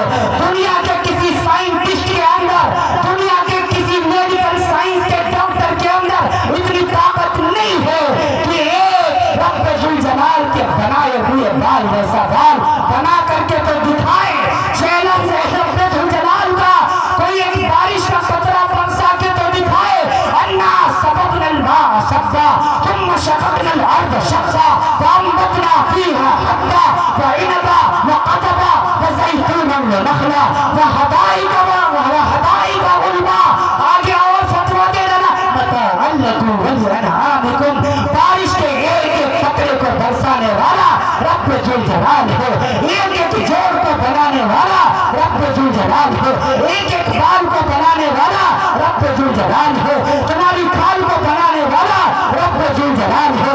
ہاں رب کی طاقت کے سامنے دنیا کے تمام انسانوں کی طاقتیں فیل ہو جایا کرتی۔ نعرہ تکبیر، نعرہ تکبیر، علماء کرام زندہ باد زندہ باد۔ میں عرض کر رہا تھا آپ سے، یہ رب ذوالجلال کی وحدانیت، یہ رب ذوالجلال کی وحدانیت، یہ رب ذوالجلال کی بڑائی جو اللہ تعالیٰ نے خود اپنے قرآن مقدس کے اندر ارشاد فرمائی۔ میں عرض کر رہا تھا، آئے میرے عزیزوں، آئے میری عزیزہ بہنوں، آئے میری معصوم بچیوں، آئے میرے بھائیوں، آپ سب اللہ رب العالمین کی دی ہوئی عقل کا استعمال کیجیے۔ ہاں آپ غور کیا کیجیے اپنے اوپر۔ میرا رب ایک مقام پر بڑے دلارانہ انداز میں فرماتا ہے، بڑے دلارانہ انداز میں، اے میرے بندے تو مجھے رب بعد میں ماننا، پہلے میری نشانیوں کو تو دیکھ۔ السماء بناها رفع سمكها فسواها وأغطش ليلها وأخرج ضحاها والأرض بعد ذلك دحاها۔ میرے بندے ذرا اس آسمان کو تو دیکھ، السماء بناها میں نے سب کیسے بنایا ہوا ہے۔ هل ترى من فطور، ذرا اس میں کوئی کمی نکال کے دکھا۔ اللہ میاں ہماری نگاہوں میں اتنی طاقت کہاں جو آپ کے آسمان کو میں دیکھ سکوں۔ یہ جو نیلا ہے آسمان نہیں ہے، آسمان تو بہت اوپر ہے، آسمان تو بہت اوپر ہے۔ یہ اس آسمان کی نیلی روشنی ہے، یہ چاند پورے طور پر آسمان سے لگا ہوا نہیں ہے، سورج آسمان میں ٹنگا ہوا نہیں ہے، ٹکا ہوا نہیں ہے، بلکہ لٹکا ہوا ہے۔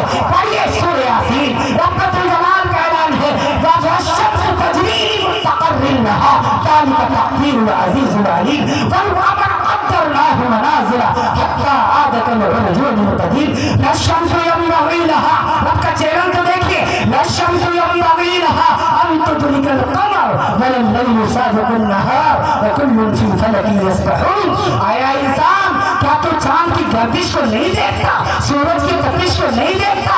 ہاں وہ کیا سمجھتا ہے سب کو پیدا کرنے والا رب ذوالجلال ہے۔ تو میرا رب کیا کہتا ہے، مجھے بعد میں رب ماننا، پہلے میری نشانیوں کو تو دیکھو۔ اچھا وہاں تک میری نگاہیں کہاں پہنچیں گی؟ کہا کوئی بات نہیں، نگاہیں نہیں پہنچیں گی، کوئی بات نہیں، ابھی دیکھنا میں تمہیں دوسری چیز دکھاتا ہوں۔ اللہ دوسری کیا چیز ہے؟ افلا ينظرون الى الابل كيف خلقت، ابھی تمہارے سامنے سے اونٹ گزرے گا۔ اللہ میاں یہاں فتح پور کے علاقے میں اونٹ کہاں ملے گا؟ اونٹ کہاں ملے گا؟ کوئی ایسی چیز بتائیے جس کو میں آسانی سے دیکھ سکوں۔ اللہ فرماتا ہے اچھا ٹھیک ہے اونٹ یہاں نہیں ملے گا، کوئی بات نہیں، ذرا اپنے آپ کو دیکھو، اپنی انگلیوں کو دیکھو، پھر ان کے پوروں کو دیکھو، پھر یہ جو بیرنگیں تمہارے رب نے فٹ کی ہیں ان بیرنگوں کو دیکھو۔ اگر اللہ رب العالمین یہ بیرنگیں فٹ نہ کرتا تو انسان اپنا جال بند نہیں باندھ پاتا، اپنی بیلٹ نہیں باندھ پاتا، کھانا کیسے کھاتا؟ بکرے کی طرح ہاتھ ہوتے دوسروں کو کھلاتے۔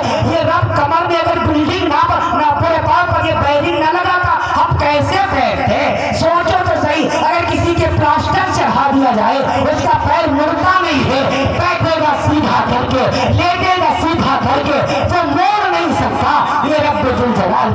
बड़ी कुदरत है। सुभान अल्लाह, सुभान अल्लाह। इसीलिए मेरे रब ने फरमाया जब सब कुछ बनाने वाला रब है तो उसी के सामने झुका करो, उसी के बताए हुए अहकामात पर अमल किया करो।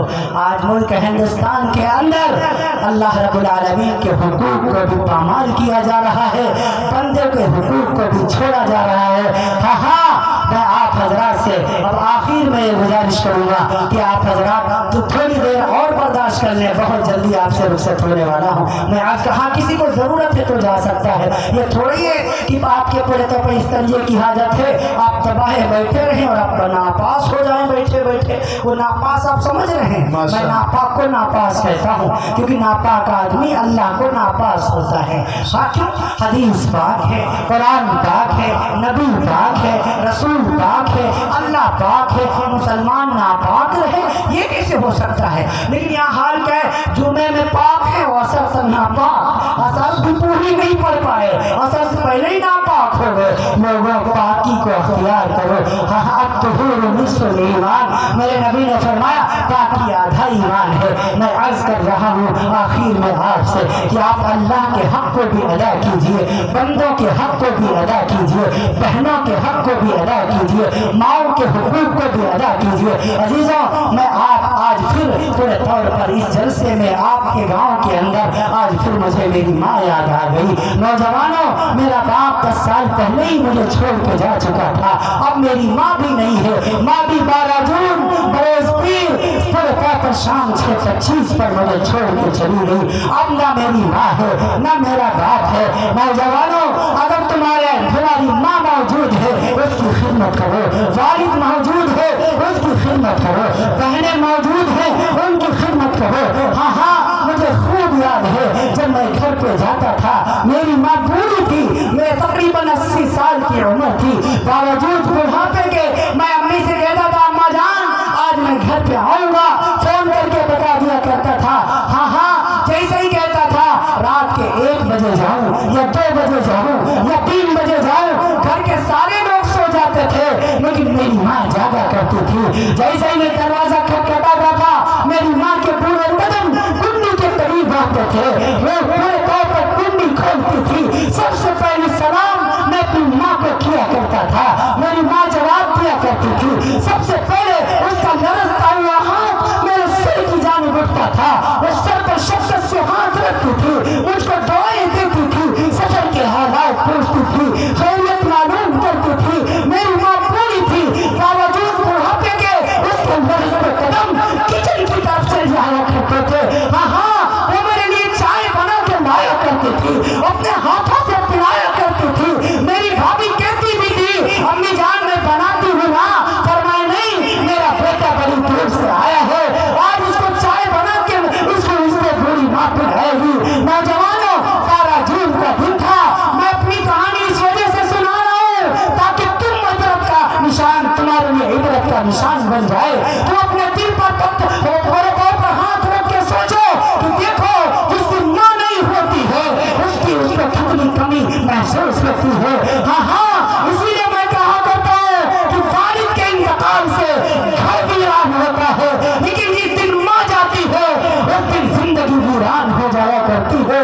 हाँ, सब कुछ होने के बावजूद भी घर का गुलिस्तान नजर आता है। वैसे घर पे जाता था, मेरी माँ मुझसे बातें किया करती थी, मेरे पास आया करती थी, लेकिन 12 जून की शाम 11 बजे मैं तो बाहर ही था जब अपनी माँ के करीब गया हूँ। आज मेरी माँ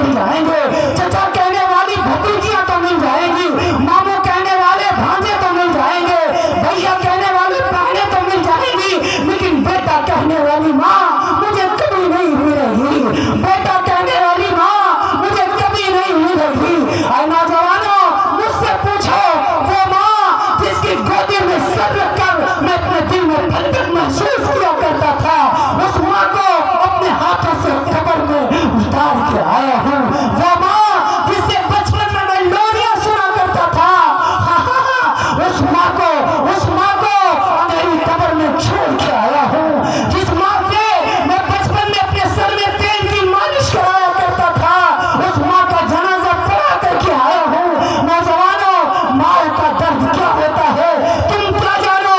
مجھ سے پوچھو، میری ماں نہیں ہے، میری ماں نہیں ہے، جس پوری عورت کو دیکھتا ہوں مجھے میری ماں یاد آ جاتی ہے، اس کے چہرے میں میں اپنی ماں کا چہرہ کھوجنے لگتا ہوں۔ چچا کی عمر کے کسی اپنے دادا کی عمر یا باپ کی عمر کے اگر بوڑھے کو دیکھتا ہوں اس میں اپنی بات کو تلاش کرنے لگتا ہوں، کاش کوئی مجھے بیٹا کہہ دے، کاش کوئی میرے سر پر شفقت سے ہاتھ رکھ دے، کاش کوئی مجھے مجھ سے میرا دکھ نہ سنے۔ اے لوگوں، سب کچھ ہونے کے باوجود بھی آج میرے پاس کچھ نہیں ہے، عزت بھی ہے، شہرت بھی ہے، دولت بھی ہے، بیوی بھی ہے، بچے بھی ہیں، لیکن ماں نہیں ہے، ماں نہیں ہے۔ ہاں، میں نے ابھی ایک جملہ کہا، جس دن ماں چلی جاتی ہے زندگی ویران ہو جاتی ہے، میری زندگی ویران ہے۔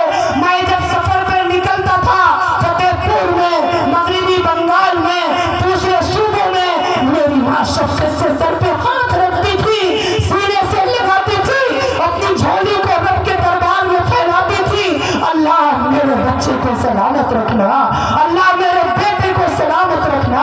اب کون ہے جو میرے سر پر شفقت سے ہاتھ رکھے گا؟ اب کون ہے جو مجھے دعائیں دے گا؟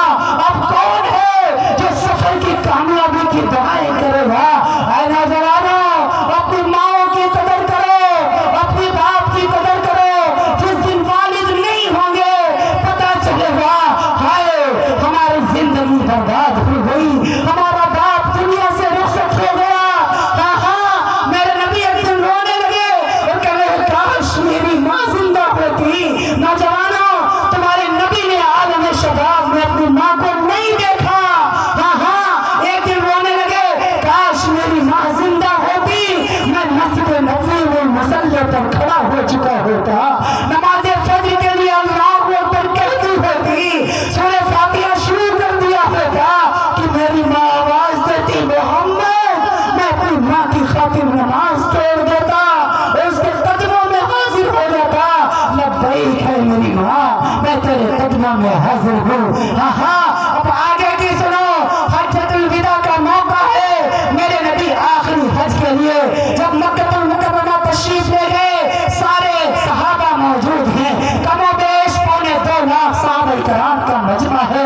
جب افوا پہاڑی آئی تو میرے نبی کنے تنہا وہ پہاڑی پر گئے، وقت کا بوڑھا نبی جس کی عمر 63 سال ہو گئی ہے، حضرت انس کی روایت کے مطابق جس کی داڑھی کے 17 بال سفید ہو چکے ہیں، حضرت علی کی روایت کے مطابق میرے نبی کے 19 بال داڑھی کے سفید ہو چکے ہیں، وہ وقت کا بوڑھا نبی تنہا ابوا پہاڑی پہ جاتا ہے اور اپنی ماں کی قبر پر ایک معصوم سے بچے کی طرح گھٹنوں پہ سر رکھتا ہے اور پھپک پھپک کے روتا ہے۔ پیچھے سے ابو بکر گئے، یا رسول اللہ یہ کون ہے؟ آپ میرے نبی نے فرمایا ابو بکر یہ میری ماں ہے جو آج سے 55 سال پہلے مجھے چھوڑ کے چلی گئی تھی، آج مجھے میری ماں یاد آتی ہے۔ آئے ملک ہندوستان کے غیور نوجوانوں، وقت کے 63 سال کے بوڑھے نبی نے اپنی ماں کی قبر پر رو کر ملک ہندوستان کے نوجوانوں کو پیغام دیا ہے، اے نوجوانوں، ماں کو بھلایا نہیں جاتا، والد کو ستایا نہیں جاتا، بہنوں کے حقوق کو دبایا نہیں جاتا۔ اے لوگوں، ماں کی خدمت کرو، ماں کی خدمت کرو، بہنوں کی خدمت کرو، بہنوں کے بھی حقوق کو پامال کیا جائے۔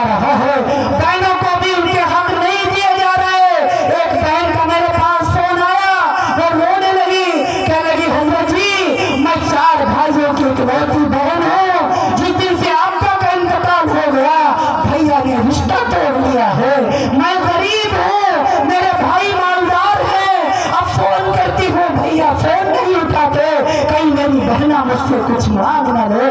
मुसलमान बहन रोते रोते कहने लगी, हजरत जी आप मेरे भाइयों से कह दीजिए, हाँ हाँ मुझे जमीन में हिस्सा नहीं चाहिए, मकान नहीं चाहिए, दुकान नहीं चाहिए, तुम्हारी बहना तो तुम्हारे भैया के प्यार की भूखी है। और हजरत जी आप कह दीजिए, हमारे भैया तो भूल गए हैं, मैं अपने भाइयों को नहीं भूली हूँ। जब भी मुसल्ला बिछाती हूँ, जब भी दुआ के लिए हाथ उठाती हूँ, अपने शोहर के लिए दुआ बाद में मांगती हूँ, अपने और बेटों के लिए दुआ बाद में मांगती हूँ, पहले दुआ अपने भैया के लिए मांगती हूँ। अल्लाह मेरे भैया को सलामत रखना, अल्लाह मेरे भाइयों को सलामत रखना। जिस दिन हजरत जी आप कह दीजिए मेरे भाइयों से वो मुझसे फोन पे बात कर रहे हैं, उनकी बड़ी याद आती है। नौजवानों कभी तुमने देखा है जिस दिन बाप का जनाजा उठता है, पहले बाप के जनाजे का पाया पकड़कर बहुत रोया करती है। मैंने एक बहन से पूछा, बहना क्यों रो रही है? वो रोते रोते कहने लगी, हजरत जी आज मेरे बाप का जनाजा इस घर से उठ गया, इस घर के दरवाजे हमारे लिए बंद कर दिए जाएंगे, हमारे भाई हमको भूल जाएंगे, मैके से हमारा रिश्ता टूट जाएगा, वो आंगन हमको भूलना पड़ेगा, बचपन में जिसमें हम खेला करते थे उन सहेलियों के घरों को छोड़ना पड़ेगा, जिन घरों में हम जाया करते थे, जिनसे अपने हाथों में मेहंदी लगाया करते थे।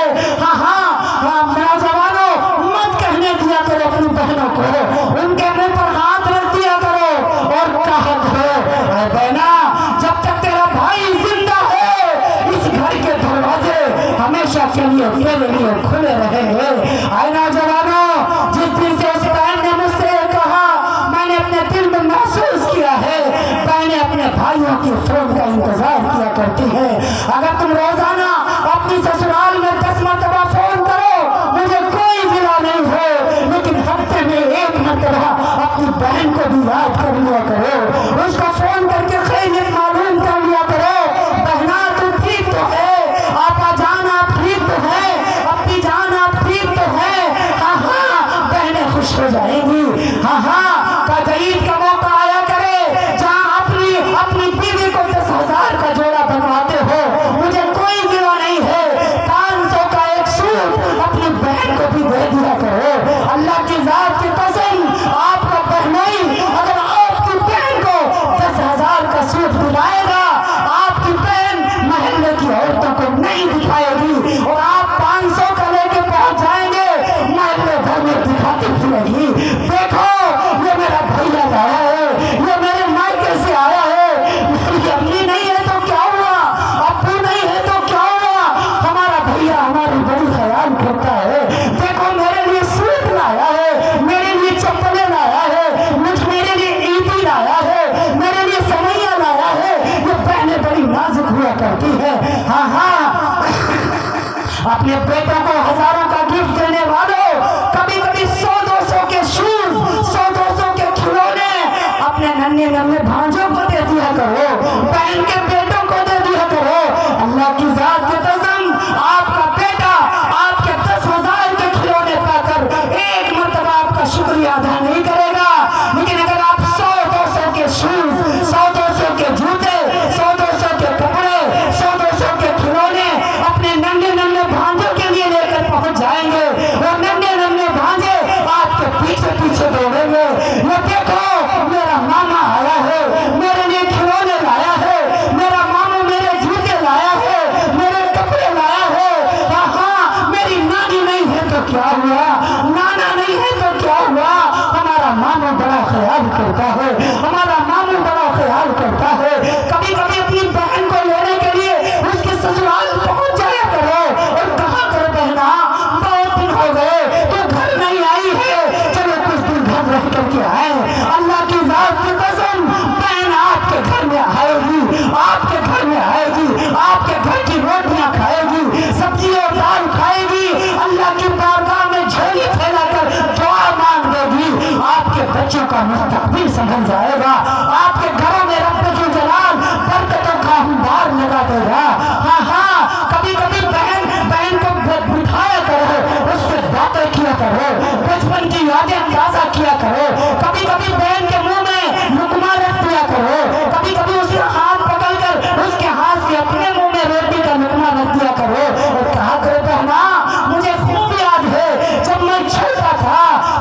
بچپن میں تو لقمے سے مجھے کھلایا کرتی تھی، میرے منہ میں ٹکڑے ڈال کے دیا کرتی تھی، کبھی کبھی اپنی بہن کی گود میں صفقت سے سر رکھ دیا کرو اور کہا کرو بہنا مجھے خوب یاد ہے جب میں چھوٹا سا تھا، میرے گھر میں میرے سر میں درد ہوتا تھا تو اپنی گودی میں سر رکھ کر اس میں تیل کی مالش کیا کرتی تھی۔ بہنا ہم بوڑھے ہو گئے تو کیا ہوا، تم بوڑھے ہو گئی تو کیا ہوا، ہم تو ایک ہی ماں باپ کے بیٹے ہیں، ہم بھی ایک تو ماں باپ کی اولاد ہیں، ایک ہی آنگن میں پلے بڑھے ہیں، ایک ہی تھالی میں کھائے ہوئے ہیں۔ اے بہنا آج بھی میرا دل کرتا ہے تو اپنے بھیا کے سر میں تیل کی مالش کر دے تاکہ دل کو سکون مل جائے اور بچپن کی یاد تازہ ہو جائے۔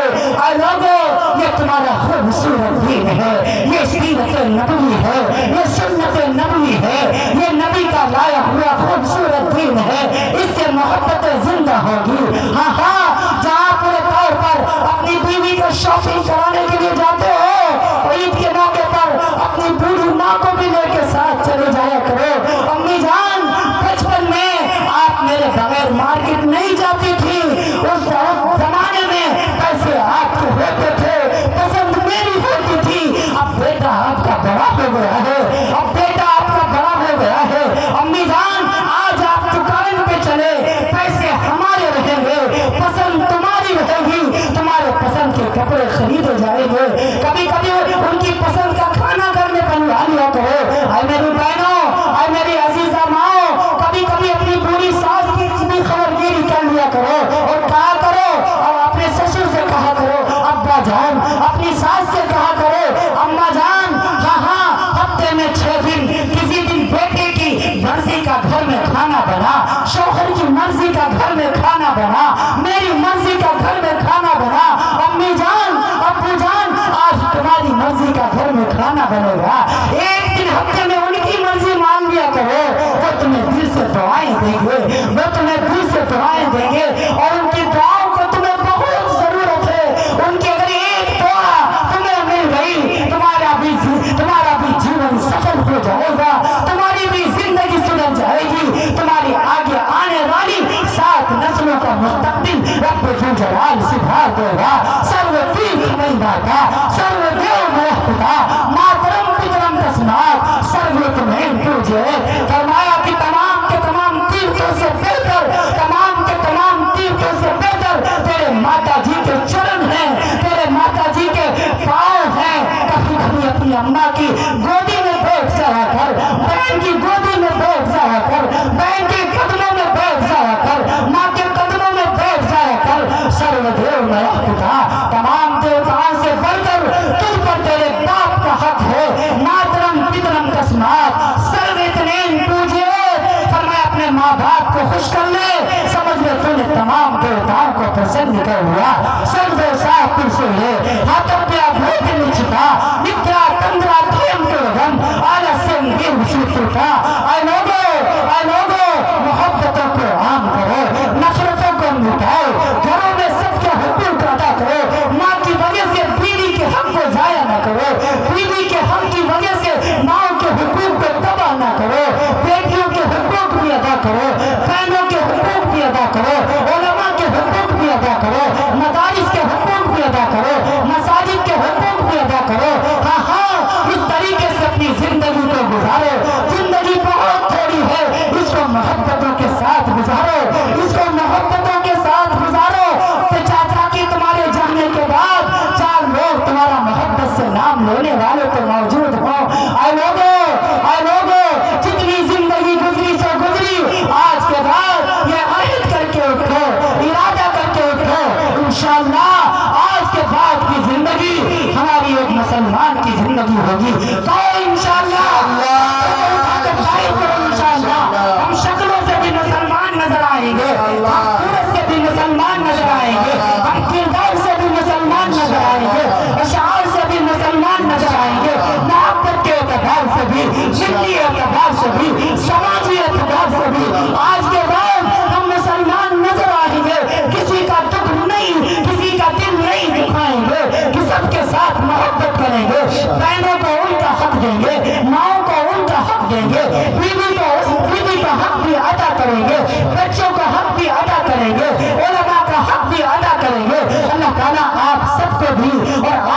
عمر کی طرف سے مجھ نالائق کو بھی عمل کی توفیق نصیب فرمائے۔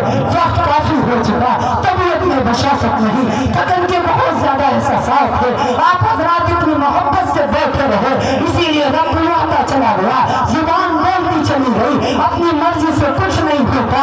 ما تسقط من ورقۃ الا یعلمها، ایک درخت کا پتا بھی رب کی مرضی کے بغیر نہیں ہلتا، نہیں گرتا، سب کچھ رب کی مرضی سے ہوتا ہے۔ اللہ رب العالمین آپ سب سے بیٹھنے کو بھی قبول فرمائے، سننے کو بھی قبول فرمائے، اور اس پر عمل کی توفیق بھی نصیب فرمائے۔ لیتک تحلو الایام غریبۃ ولیتک ترضى والانعام غداد ولیت الذی بینی وبینک عامر وبین العالمین خراب۔ اے خدا، جس میں جب تک کہ میرے جان رہے تیرے صدقے تیرے محبوب میں قربان رہے، کچھ رہے یا نہ رہے، پر یہ دعا ہے کہ موت کے وقت سلامت ہم سب کا ایمان رہے۔ وآخر دعوانا الحمد للہ رب العالمین۔